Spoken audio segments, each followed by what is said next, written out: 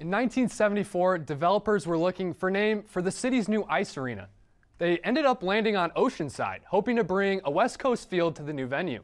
Little did they know, decades later, a new Division I hockey team would call Oceanside home, ushering in palm trees, hot weather, and West Coast hockey to the NCAA. Thanks, guys. Arizona State men's hockey will welcome fans into the stands as well as some new faces into its locker room. Graduate student Jack Becker joins the Sun Devils after transferring from the University of Michigan. Becker was a captain for the Wolverines, a team that had 3 players drafted in the first 5 picks of the 2021 NHL draft. His veteran experience and leadership could help the Sun Devils throughout the year.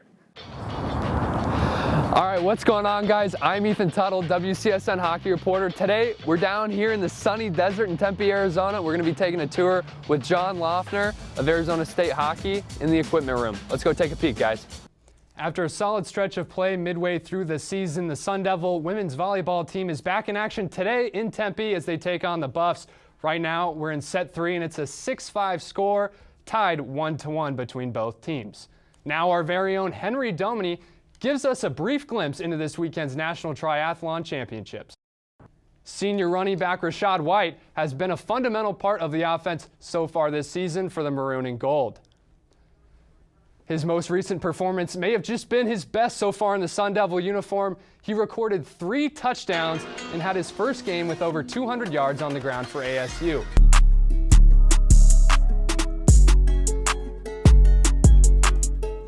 All right, we're out here with Josh Stone. Josh, thanks for taking the time today with us. Yeah, thanks for coming out, guys. So we're just going to be skating around a little bit and see what you got out here, but first let's start off with some questions. Sounds good. All right, Josh, so there's a lot going on out here during a game. Who seems to be the guy that's always able to find you out here on the ice? Yeah, I think Colin Tyson's the guy that I go to. We played a lot together this year on the 5-on-5 and on the power play. The Pac-12 has had its fair share of coaching issues throughout the season. Our very own reporter Anthony Remedios details the coaching bonanza. Staying on ASU women's hoops, former Sun Devil guard Breanne January will have her number lifted into the rafters this season. Our very own Kevin Malater has more on this major accomplishment. Thanks for the breakdown, Matt. Earlier this week, I got the chance to take a tour of Oceanside Ice Arena with coordinator of hockey operations, John Loeffner. Here's how it went. All right, we're heading up here. So, John, can you tell me what's in this room right here? Yeah, I mean, this is our skate shop / my office / equipment room, and kind of a little bit of everything. We've got our skate sharpener. We've got a profiler here, which just kind of shapes the blades into different ways. Take a look here at the stick wall. Do you guys know specifically how many sticks you actually have right now? We're probably at 300 or 400 sticks right now. Wow. So John, how many uniform combinations do you guys have in total, if you have a certain number? I don't know the actual number. It's a lot. To give you an idea, I believe we have 8 helmets this year. Like I said, I think we're at 8 jerseys and 3 pairs of pants and 3 pairs of gloves. So we'll have to have some math guy, maybe my student to do that. So have a student, leave that for the students. So plenty of combinations down here in the desert. Taking a look up here, we've got some cool game pucks against that series against St. Thomas that was just played and from earlier in the year. But what's this pitchfork up here and what's its significance to the team in here? Yeah, so that pitchfork is awarded to the player of the game. An ACL tear can be one of the most devastating injuries for any athlete, often leading them down an unknown road. But ASU softball infielder Brittany Holland has been down that road twice already, proving nothing will stand in the way of her in softball. It was another explosive night here for the Sun Devils at Farrington Ballpark, as Maddie Hackbarth had a terrific performance, hitting 3 for 4 with a home run that went way over the left field fence. But we can't forget about pitching either. Cielo Meza surpassed 550 career strikeouts tonight here at Farrington. A great milestone for a great player as she's in her 5th year here at ASU. But Coach Tricia Ford says that she's just looking to keep the team moving forward the rest of the season. After splitting today's doubleheader, the Sun Devils improved to 27-11 on the season and 8-6 in Pac-12 play. Once again, we saw an amazing performance from Lindsay Lopez as she displayed that she can keep runners off the base paths by really pounding the strike zone. And of course, how about Maddie Hackbarth? We can't forget about her. Just 2 home runs shy of really setting some history here in Tempe. The next game for the Sun Devils will be at 1 o'clock on Sunday against the same team. One of the biggest roles for the forwards out here on the ice, and some Coach Powers talks about a lot, is getting bodies in front of the net and causing problems for the goalies and getting some tips on that as well. So can you demonstrate that for us a bit here too? Yeah, for sure. All right, let's do it.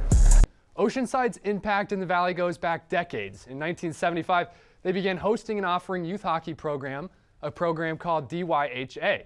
This gave a lot of kids in Arizona the chance to experience the game of hockey for the first time. But the influence Oceanside had continued to stretch even further. In 1996, when the Phoenix Coyotes moved to town, they used Oceanside as a practice facility for the first 2 NHL seasons. Maybe even crazier than that is the fact that other NHL teams used the ice at Oceanside well before the Coyotes were even here in Phoenix. With expansion taking place in the West during the 60s, other NHL organizations would use Oceanside as a practice facility while making their way to Los Angeles to play the Kings. It's clear that Oceanside has impacted the Valley community in a variety of ways over the past few decades. But now it's time for one last ride. With the first home opener in over 2 years, ASU Hockey and Company have been craving to get back in front of friends, family, and fans at Oceanside. Sun Devil men's hockey will be back in action for one last ride at Oceanside on October 2nd for a matchup against UMass Lowell. The Sun Devils also added Arizona native freshman forward Josh Doan, an impact addition who seemingly covers every inch of the ice. Doan wrapped up his USHL season with 70 total points while helping the Chicago Steel to a USHL championship win. It's not just newcomers who highlight ASU's roster. Sophomore Matthew Copperud stepped up last year in the absence of 6-year forward Johnny Walker. Copperud scored 13 goals along with 6 assists, setting the table for a potentially potent sophomore season. ASU's hockey season is set to get underway in a couple of weeks with a home series against UMass Lowell. Sillinger gets it to the middle of the ice to his brother Lucas Sillinger. Now Arizona State trying to gain control, Lovell working hard right up along the boards, and the puck gets thrusted into the other end of the ice. Bemidji State just setting up here in their own end as they'll try to move it up the ice with a big stretch pass, but it wasn't complete as it was Jacob Wilson doing a good job to break that one up. Grando up ahead to Ryan O'Reilly, the Red Wings prospect. On his forehand 5-hole. Ryan O'Reilly buries one that time for Arizona State. It's 5-2.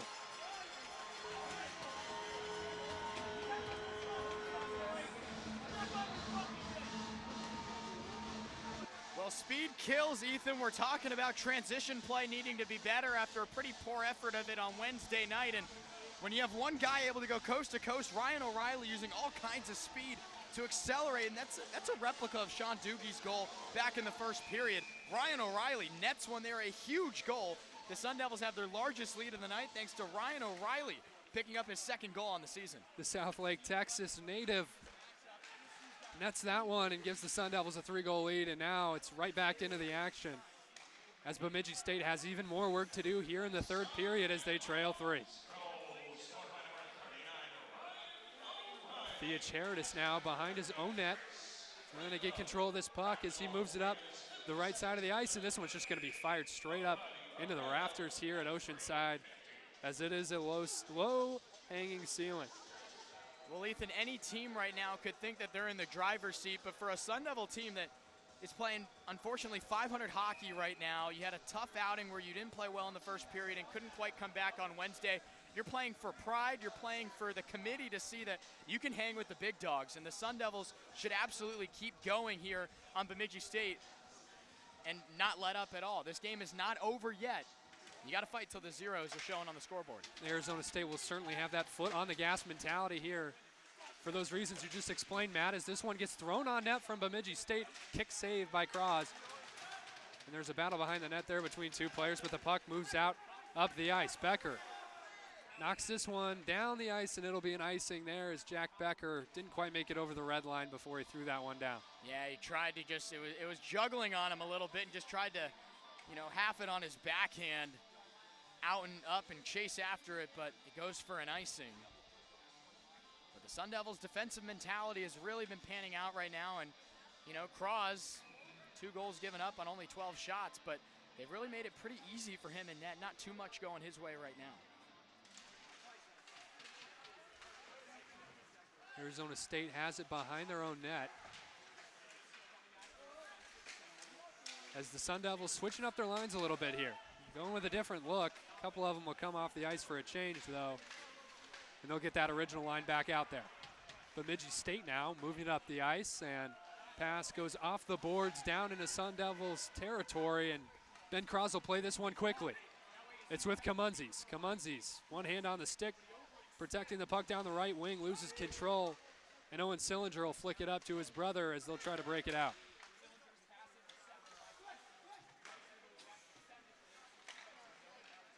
It's with Kamunzis up the center of the ice. Battle on the far side now. Both teams getting after it on the far side boards. Sillinger comes away with it, has it up the middle, goes around a man, fires on net, and this one's saved by Cross, once again doing a good job to track that one and block it away. We've got a hand up in the air from a referee as Enright heads to his bench. We have a delayed penalty. Yeah, they're gonna get Doan here for an interference after the play.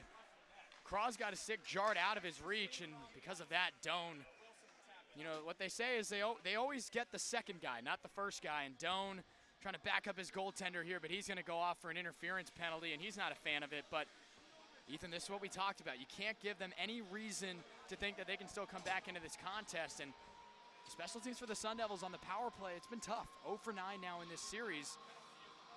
But you got to be just as good. You know, if they're killing your penalties, you got to kill theirs. And the Sun Devils really have a big opportunity staring them right in the face here, and we'll see what they do. And the Bemidji State Beavers are 1 for 1 so far in the night, so we'll see if they can keep that power play percentage at 100% on this Friday night in Tempe, Arizona. Just a battle for it, a little scrum here right on the face-off dot. Both teams trying to win this one free. And Sandu does a good job and gets it clear.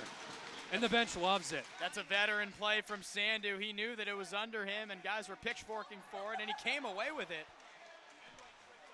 And we've got another hand in the air here. Looked like Enright might have been tripped. We're going to see what the call is here. The referee trying to split some guys up here. Yeah, it's going to be some sort of goalie interference kind of play here, and this is not what you needed if you're ASU right now. As if killing one penalty was a large enough task. Now it's going to be a 5-on-3. Doogie's going to head off.